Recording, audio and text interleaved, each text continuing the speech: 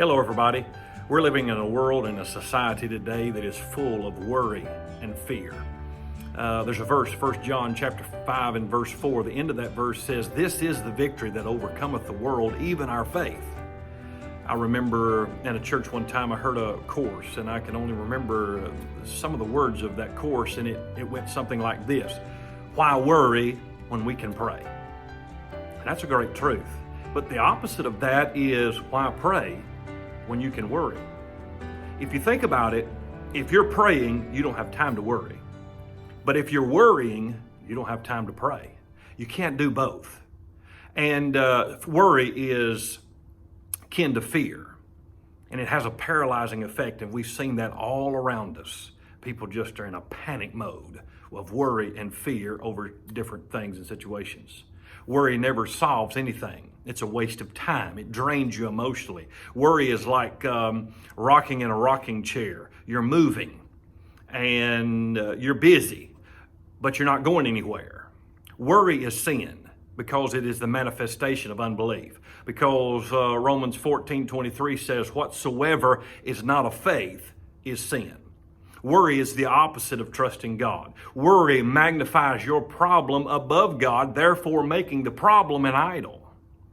When you worry, you're focused on self and not the Lord. Hebrews 12:2 says, "Looking unto Jesus, the author and the finisher of our faith." So when we look away from Jesus, we're looking unto our problems. We're looking unto our fears and our worry. I read somewhere where ego means edging God out. And that's what worry does. It edges God out. Worry makes you the victim, but faith gives you the victory. How do you overcome worry? By trusting God that He's working all things out for our good. Romans 8:28.